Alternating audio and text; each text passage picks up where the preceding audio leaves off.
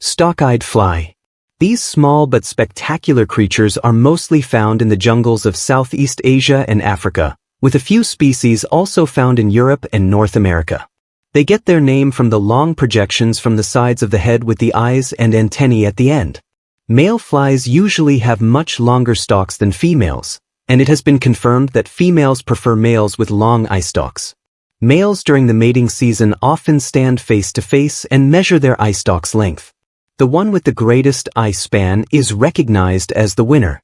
Male stalk-eyed flies also have the extraordinary ability to enlarge their eye stalks by ingesting air through their mouth and pumping it through ducts in the head to the eye stalks. They do this mostly during mating season.